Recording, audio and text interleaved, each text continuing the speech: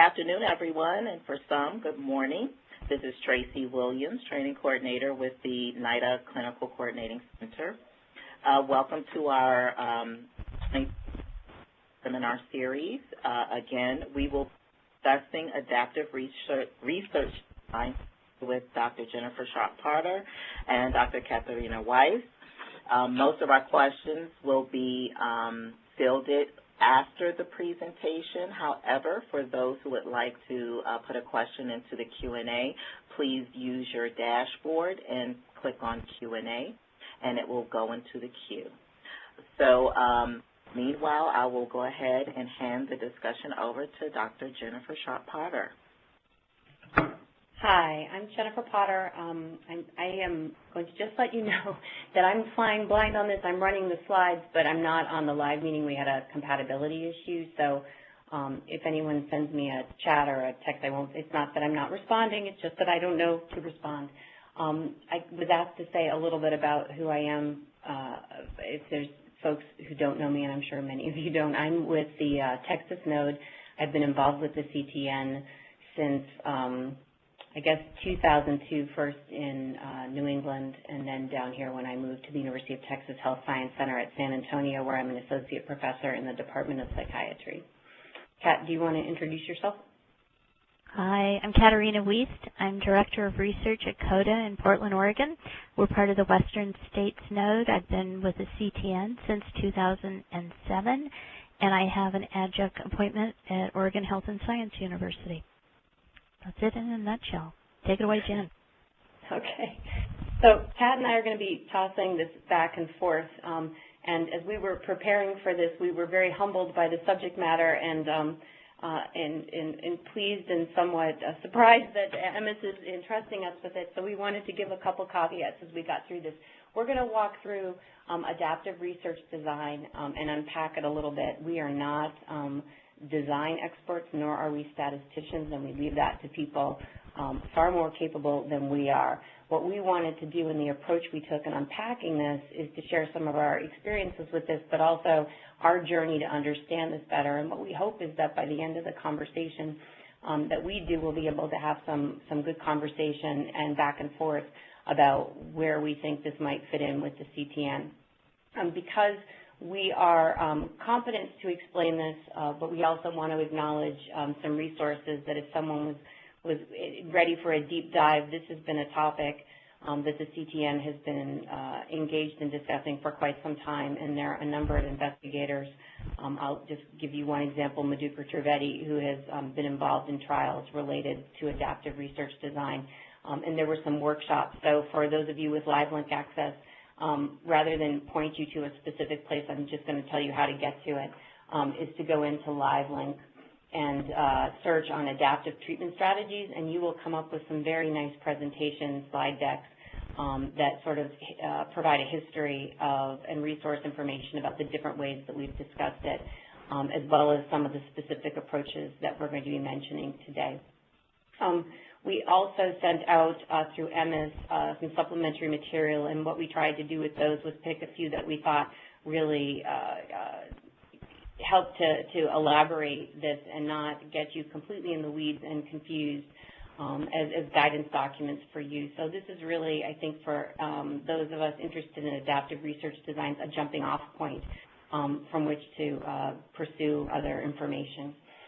So specifically, we want to be able in this to distinguish between adaptive trial design and adaptive treatment intervention design, and we'll explain that a little bit further in a moment, and review an example of that in the CTN. And I've already given my caveat, I hope, multiple times, so we'll get to that. And Kat, next slide. You're there. And if I talk too quickly, please let the moderator know or send that in. I have a tendency to talk very quickly, so if I'm going too fast, I'm happy to get that feedback. So the first thing that we wanted to do was talk about what is meant by adaptive in research descriptions.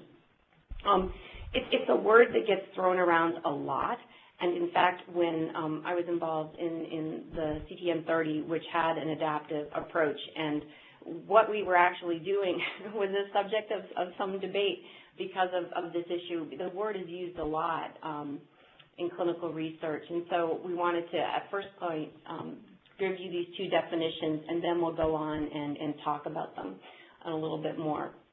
So common to both an adaptive treatment intervention and an adaptive design, as we're using those terms, is that the data collected informs trial decision-making, which on the face of it I hope seems to make a lot of sense. We do data-driven work, and so if the data is driving and informing clinical decisions, trial decisions in a meaningful way, on the face of it, that certainly makes sense. There's some strengths and weaknesses of this. We are going to be talking most about adaptive treatment and intervention, and again, we'll explode this out a little bit more in a moment, but we wanted to just get you on the same page with the words. So when we're referring to an adaptive treatment intervention, we're talking about the intervention or delivery of the intervention in a trial or study. And with an adaptive design, we're talking more about the design of that trial, and certain features of it that are informing what happens over the course of the trial, as well as future trials. Next slide. Okay, so let's very quickly, again, this is not the focus of this. We want to talk about adaptive trial design first, and we'll cover this in less detail, and then we'll go into more detail with the adaptive treatment intervention that we wanted to talk about today. And hopefully that'll become clear why we're focusing on that. In terms of, next slide, number 5. You're on 5. Okay, thank you, sorry. In terms of a definition of an adaptive trial design, I'll just read this and then we'll go from there. An adaptive trial design is a clinical study design that uses accumulating data to modify aspects of the study as it continues, without undermining the validity and integrity of the trial. Changes are made by design, not on an ad hoc basis. Gallo, and I think this is one of the articles that we passed on to you, it is not a remedy for inadequate planning. So an example of something that's ad hoc would be we're going through a trial and the randomization for one of the arms is not going at the same pace as the other, and because that's the arm that we want, we might over-recruit for a particular arm, and we go back and we change the protocol, or we modify substantive aspects of the protocol based on what we're learning as we go. That is not an adaptive trial design. We might have changed the trial, but it's not what's talked about when we're talking about adaptive trial design. This particular trial design, and if you Google it, it's kind of interesting because it largely comes out of pharma industry. It may have had its roots in other places, but where it got legs was with the pharma and industry trials, because it can be potentially cost effective, and I think there's some inherent things in the design that lend itself to pharma trials. And so you can see the back and forth and the advocacy for this and how industry is very much a part of that discussion. And in the packet of information that came along with the slide deck, there's some FDA guidelines related to adaptive trial design and some other things. Just to give you a broad strokes look at it, next slide. Oops, sorry. So this is articulating a comparison between conventional and adaptive clinical trial designs. And so, for example, the treatment arms might be many simultaneously. The hypotheses might change according to data. Data that emerges over the course of the trial in a planned way might be changed into a hypothesis, and so on. There's some other examples, but what I wanted to show you was the next slide, number 7, which is types of adaptive clinical trial designs. Distinguishing this not as an adaptive treatment intervention, what we might see is in certain trial designs in a planned way, there might be a plan for early stopping based on interim analysis of impact. And an example of that might be a group sequential trial and so on down here. And you can see that the way this talks about it is that there's some benefit because you can reduce time and cost to completing the trial because of an early stop. But there's some caveats to it too. So for example, this wider confidence intervals at the planned end of trial. And going down this first column, you can see a variety of examples of ways in which a trial can be designed to be adaptive based on certain factors: sample size, enrollment procedure, whether or not there's a run-in, and different things like that. So we certainly can have a little bit more conversation with this at the end, but again, the focus of what we're going to move forward to is adaptive treatment intervention. Next slide. And this is you, Kat. Thanks. So the need for this type of design, the adaptive treatment intervention, really grows out of the characteristics of the population that we primarily work with. They're individuals with a chronic relapsing condition. And because of the heterogeneity of the patients and the environment which they come from, it's really difficult to prescribe ahead of time exactly what their treatment should look like. A great way to think of the heterogeneity is, especially within substance abuse, if you look around your waiting room, you'll see everything from briefcases to the shopping carts. And so you know that what you need to design is really speaking to the patients themselves. So what we want to do, what works, is that you need to find out the dosage and the treatment that's going to be specific for the patients, different patients, and for that patient over time.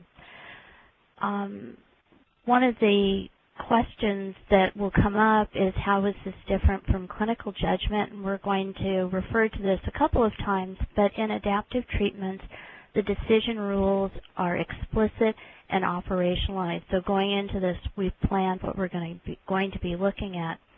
And additionally, what we want is to provide the minimum treatment dose for the optimal response.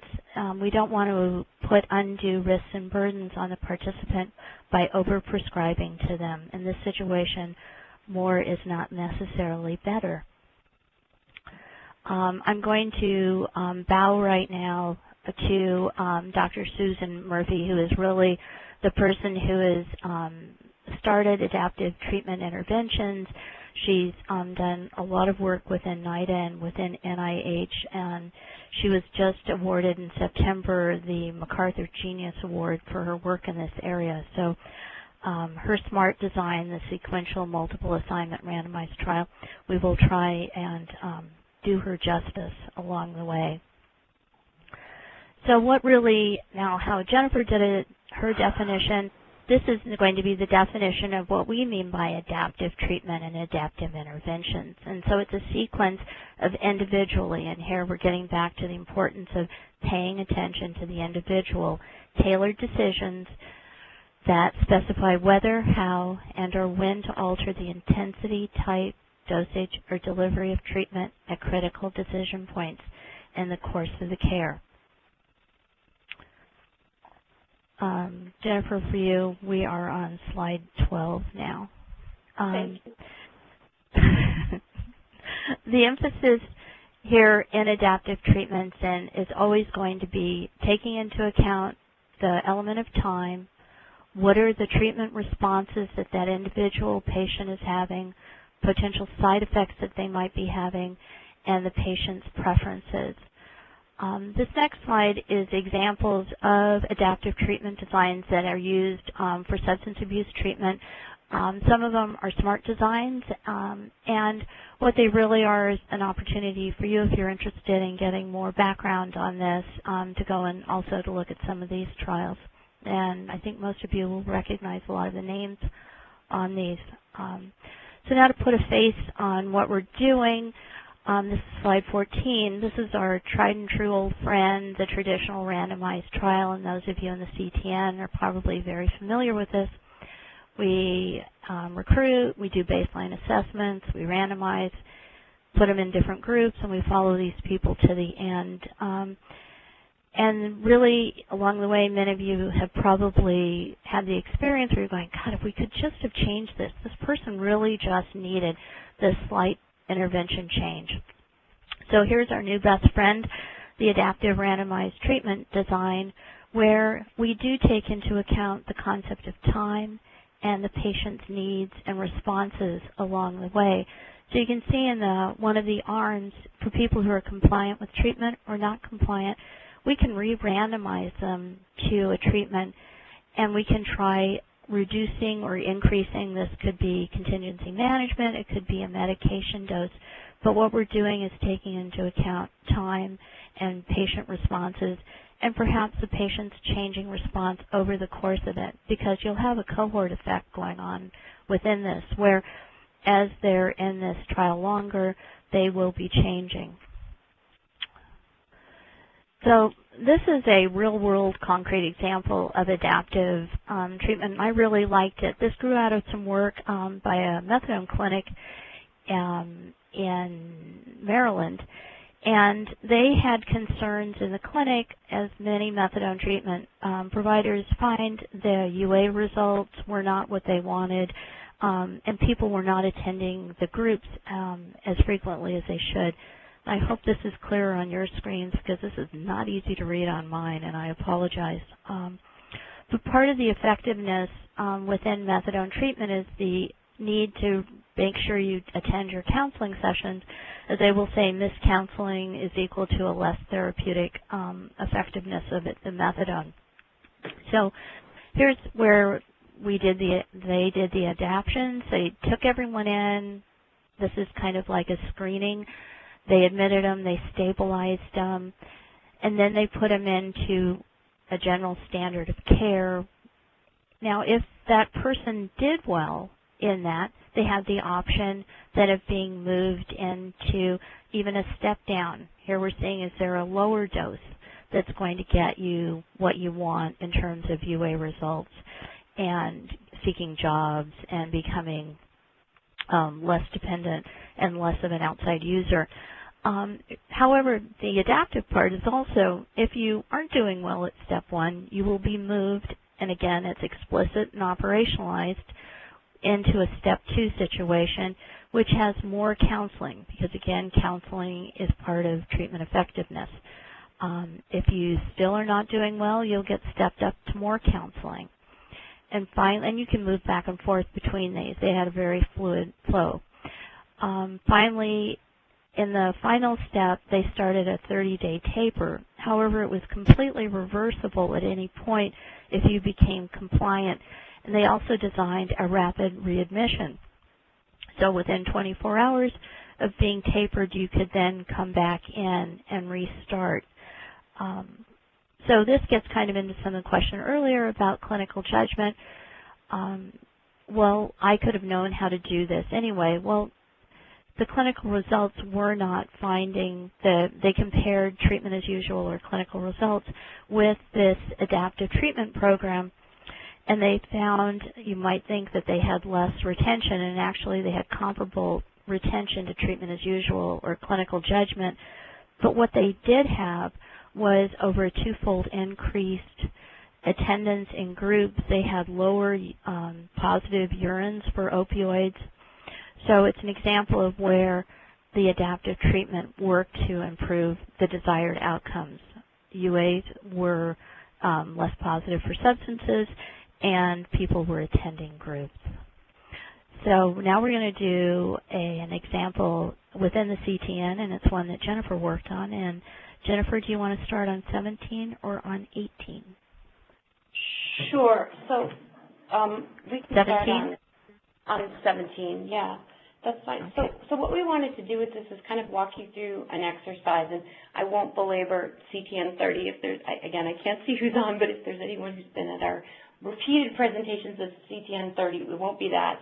But we wanted to just really focus on the design issue. But what I think is neat is that we have the benefit of Susan Murphy actually consulted with an old friend of the CTN, Janet Levy, who I think is still at NIDA, although not affiliated with the CTN, on what we were going to do if we were going to smarten up CTN 30. And I think that actually this is a nice example of how to take something that we typically do, even though it had an adaptive quality, typically do, and then we then added an adaptive quality to it, and then we could even take it further. And I think it can be illustrative of the potential for these designs, but also I think perhaps for those of us who've been in CTN a while, the complications of actually doing these in the CTN. So next slide. Okay, so just so we're on the same page, POATS was a study that looked at whether or not adding individual drug counseling to buprenorphine, naloxone, plus standard medical management for individuals with prescription opioid dependence was beneficial. What was arguably adaptive about it, or what was adaptive about it was we wanted to know about this not just in terms of a detox, but then for those individuals who did not respond to the detox over a longer stabilization period. So again, it's the individuals not responding to the detox that makes the design that I'm going to show you adaptive. Would you concur, Kat? Concur. Thank you.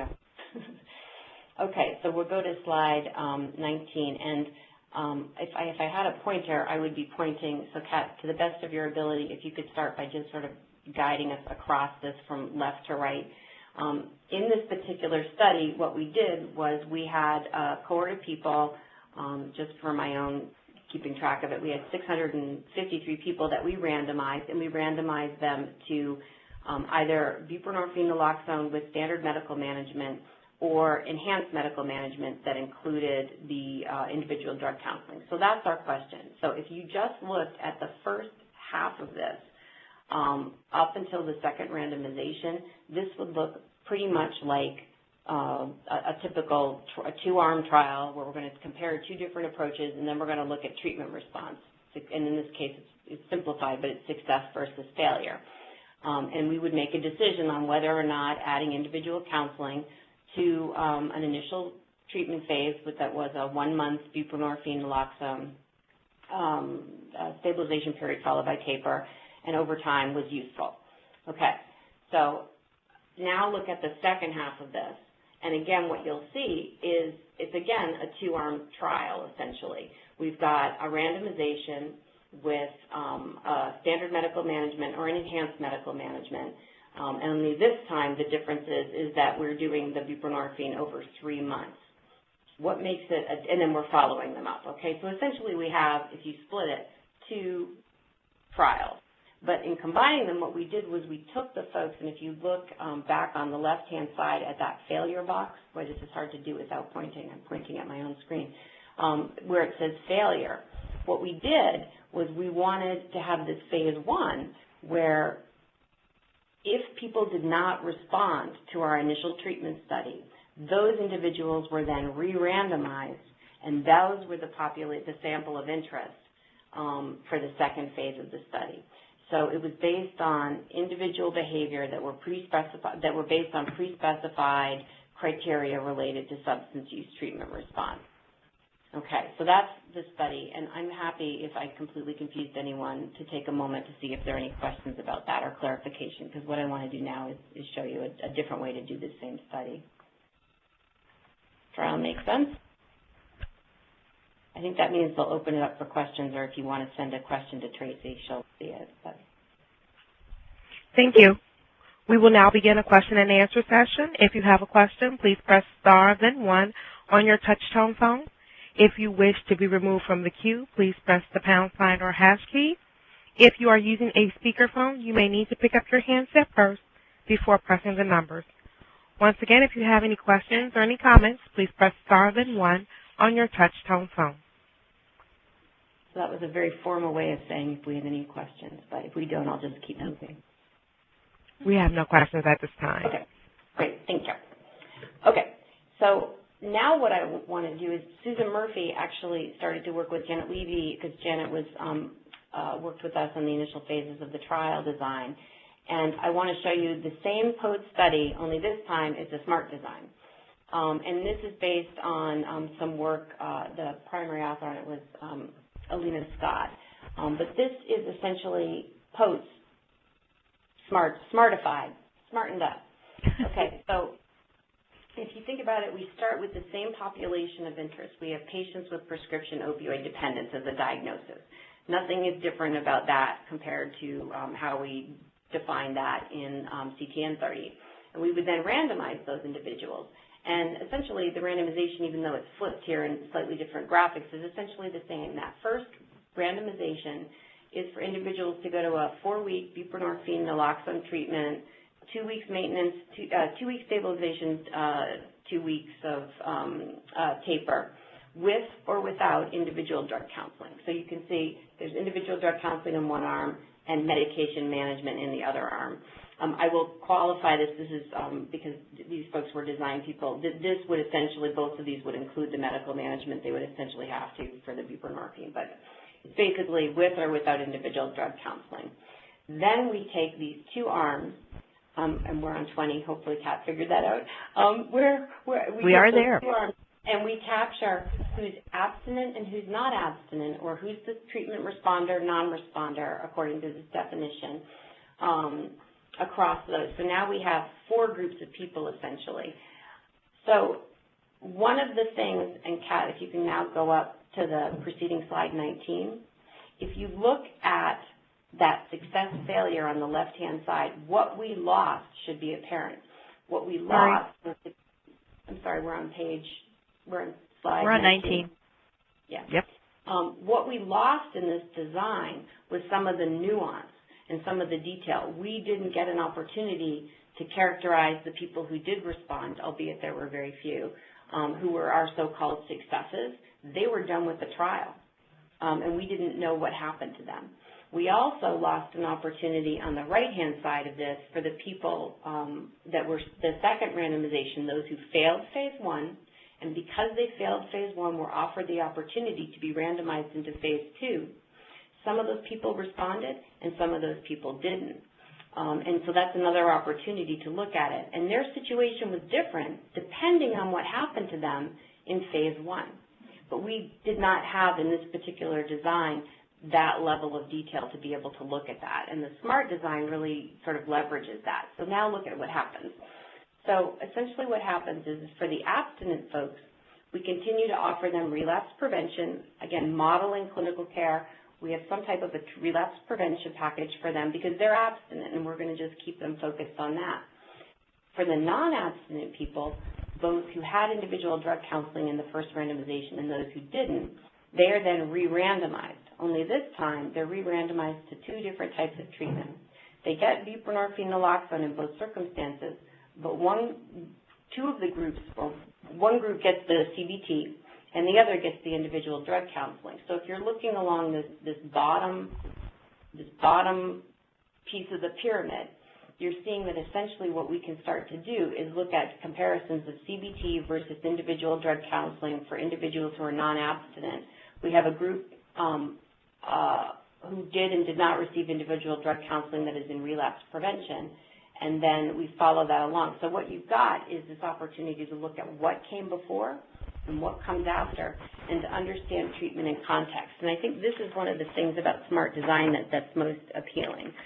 It's this idea that you can characterize a treatment strategy that is shaped by the patient's individual characteristics and responses to prior treatments.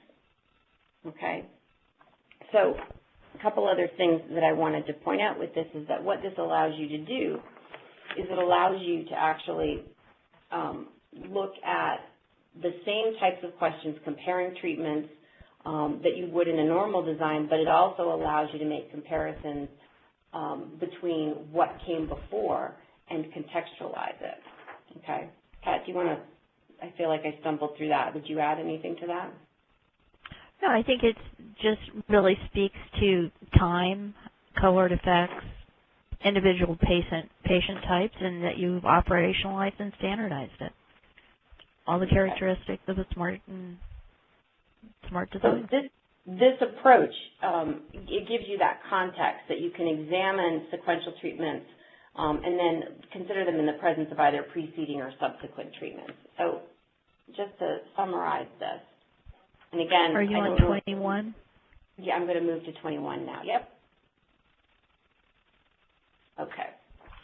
So this SMART design can be used to answer different kinds of research questions, and I've sort of alluded to this, but I just wanted to make sure it was crystal clear, is that you can unpack and look at components of a treatment strategy, an adaptive treatment strategy based on individual behavior. So you're able to start to look at the effect of an initial treatment assignment on long-term outcome, given specific treatments that are subsequently provided.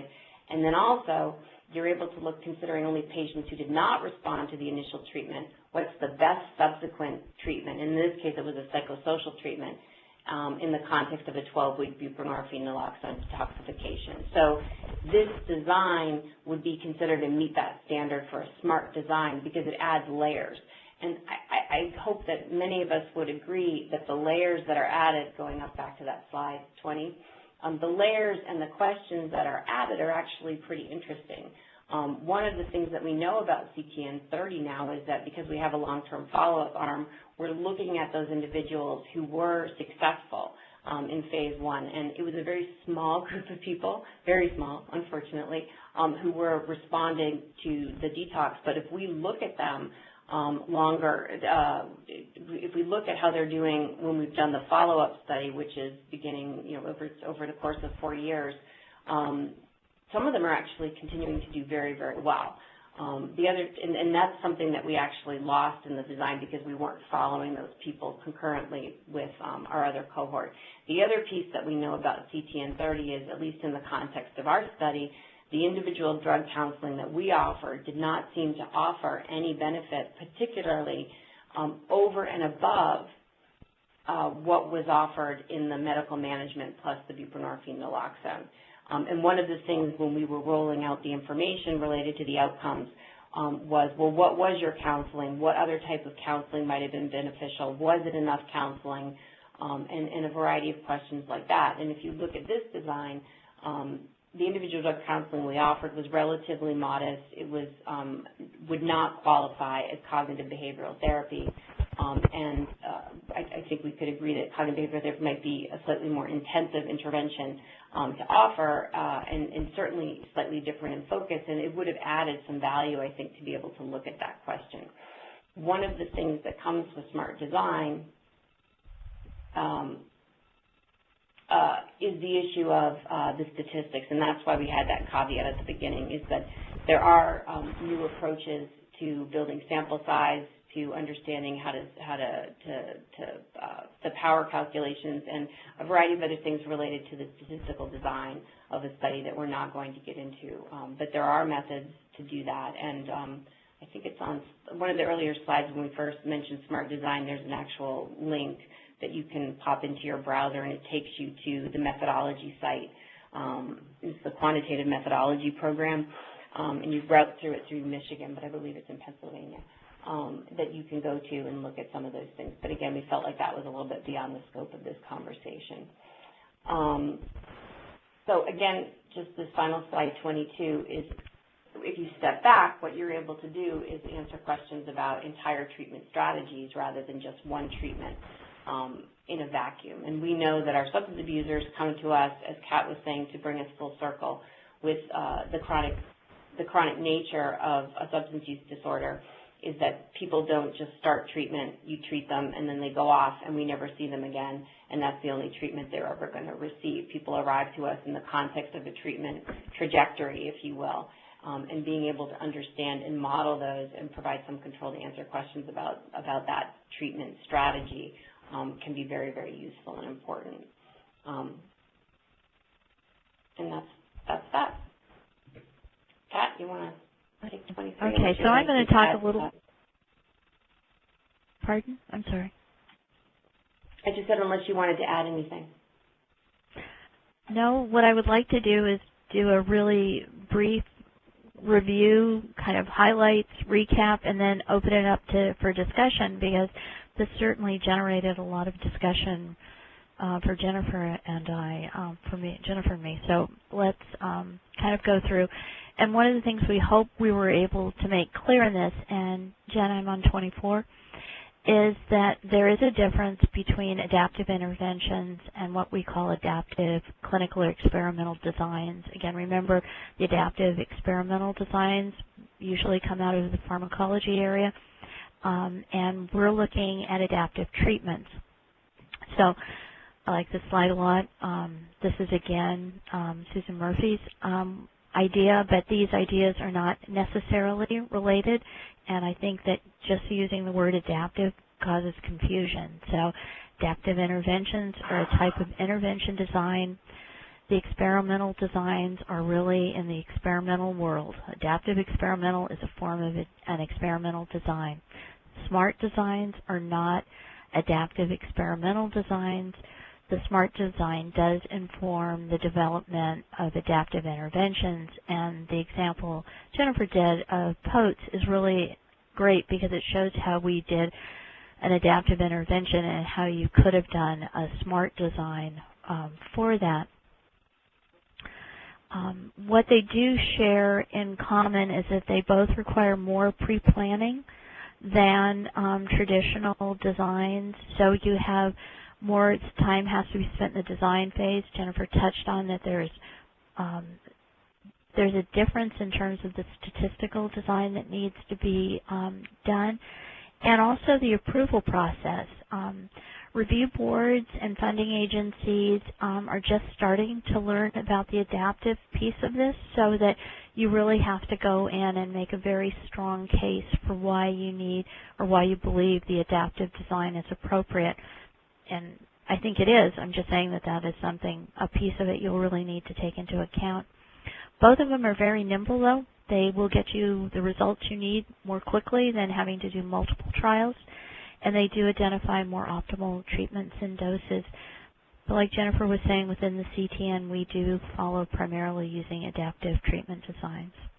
And this is where, Jen, do you want to jump in there and add anything? No, I don't think so. I think, I guess what we were hoping was that if folks had specific questions or thoughts or why we're not doing more of these or what we could do, we could have certainly some discussion of that. We do have a question in the queue. Louise Haynes asked, on an early slide, in patient choice as a component of adaptive design, do you speak to the possibility of incorporating patient choice into a design? Hi, Louise. Hi, Louise. Do you want to field that, Kat, or do you want me to? Well, I think it depends on if you're doing a SMART where it's randomized or if you're doing an adaptive design within your clinic.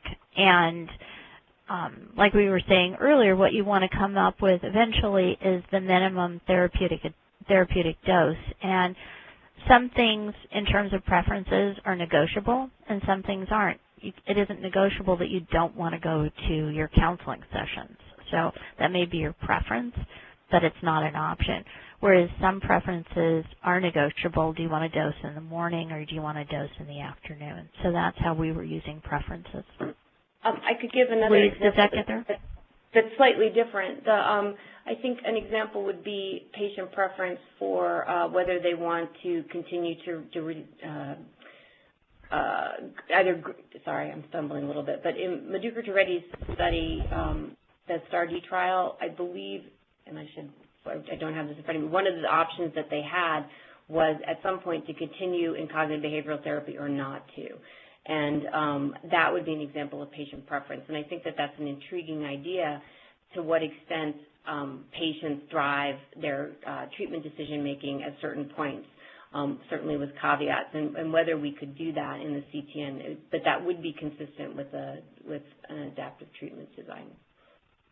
So, you know, there's lots of scenarios we can think of, and it's actually pretty interesting, particularly in light of, I'm extrapolating a little bit here, but particularly in light of some of the emphasis now with stakeholder engagement and patient-reported outcomes and patients being involved and having a seat at the table in treatment and treatment priorities.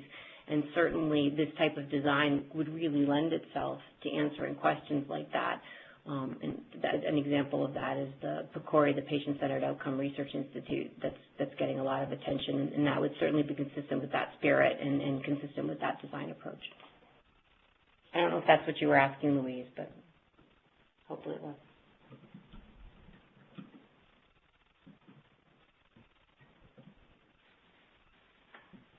Yeah, I have no further questions in the Q&A, but we may want to open up the line.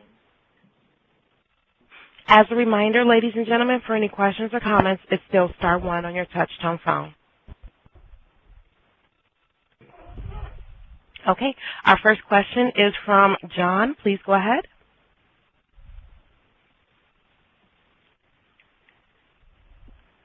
John, if your line is now open, please unmute your phone if you're muted. Oh, I'm sorry. Can you hear me now? Yes, we can hear you. Good. So first, Catherine and Jennifer, thank you so much for doing this. This is really an excellent presentation.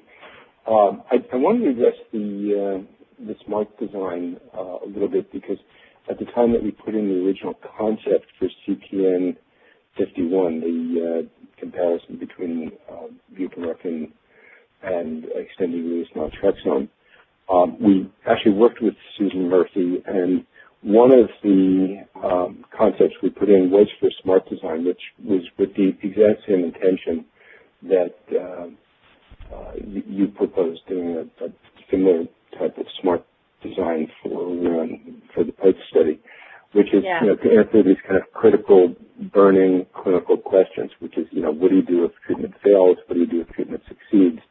And had sequential randomizations.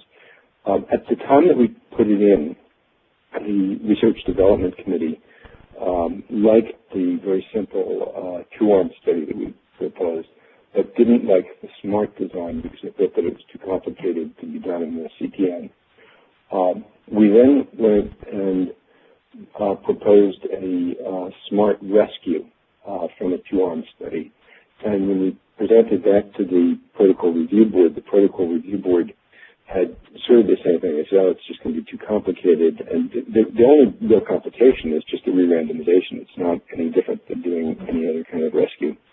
But their comment, the other comment that they made, which was based on the protocol review board chair's experience with a smart design study he had been involved with, was that in order to really get the benefit of the data in the kind of outlegs, the re-randomizations and the re-randomizations and the re-randomizations, that you needed very, very, very large sample sizes.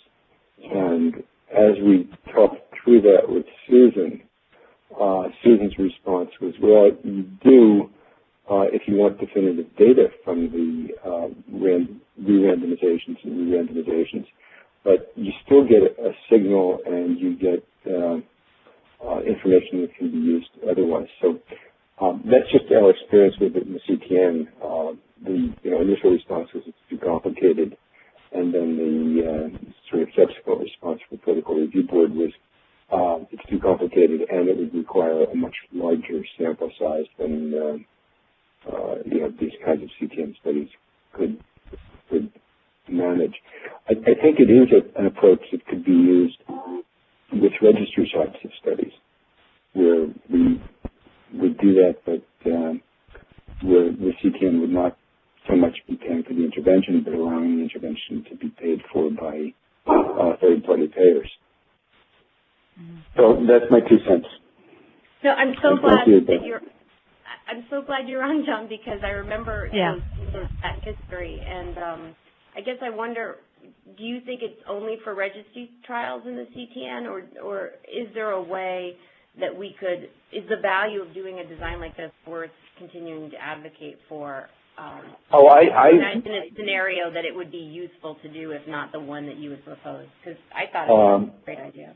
Obviously. Yeah, we like this, the one that we proposed, and I think there are many. So the questions that it answers are, the real burning clinical questions that we will need to address.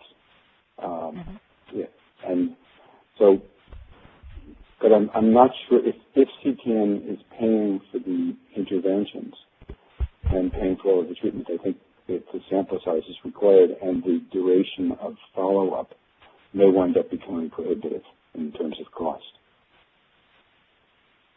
So, registry may not be the right word, but I think it would have to be kind of a blend between the CTN designing the adaptive intervention using a smart design and paying for the assessments, but maybe not paying for the intervention, which in a registry type of study and in other real-world types of studies probably should be paid for by CMS and other third-party payers. Mm-hmm. So that's it. You mean along the lines of sort of how a cancer study might be, where we're not paying for everything, we're looking at it in a context. Is that? Yeah, exactly. Yeah.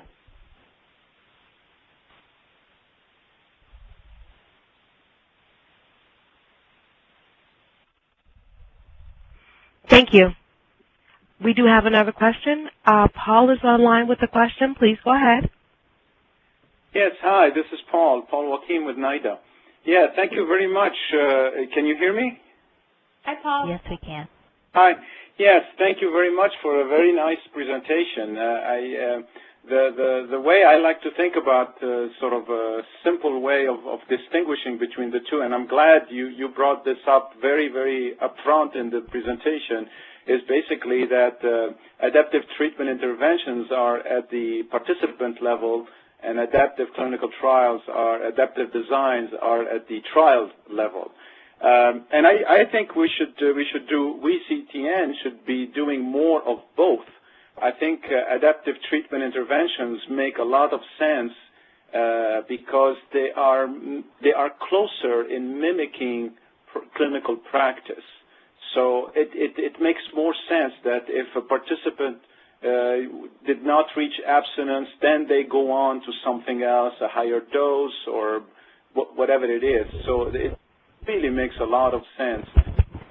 Designs also make a lot of sense because they say if you know midway to stop the trial or to change it, we should do it.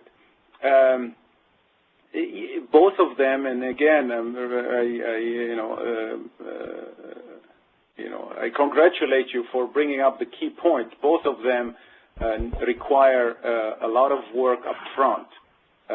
So that's for sure, and probably maybe in the adaptive treatment intervention designs, it's more higher sample size.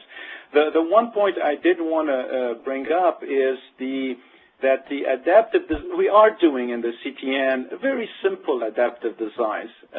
When we do interim analyses, we do, and you mentioned that in the beginning of your presentation, where an interim analysis is an example of adaptive designs, and we've done those, and we've done also sample size recalculation.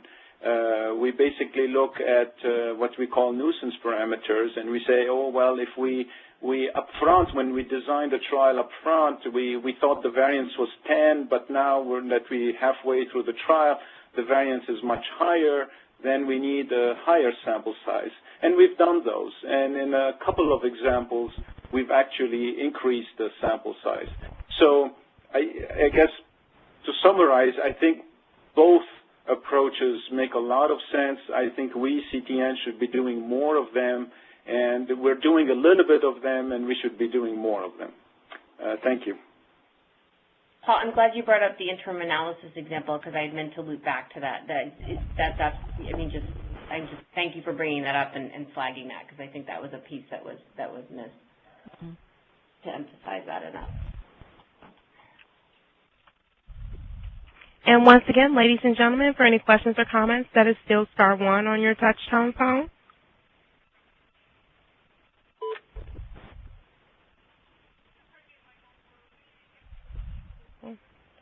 We have no further questions at this time.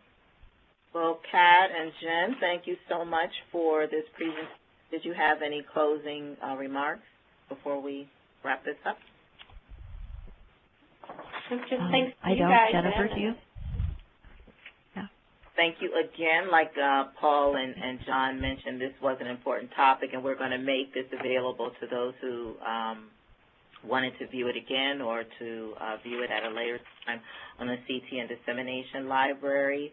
And there were a number of materials sent out to staff that had registered, and if you did not register and you would like to receive those, please send us an email at ctntraining@ms.com, and we'll get those out to you. They'll also be available on the CTN Dissemination Library's website. I think I might have, and Louise Haynes wanted you all to know that you're answering her question as well, and in general, I'm sure. So please. Thanks, Louise. to take our survey. We're going to send it out, and we can give our presenters for doing such a wonderful job in sharing this information.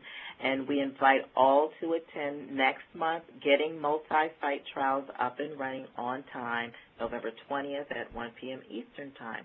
So I'll see you all then, and or talk to you all then. And thanks again, Kat and Jen. This was great. Our pleasure.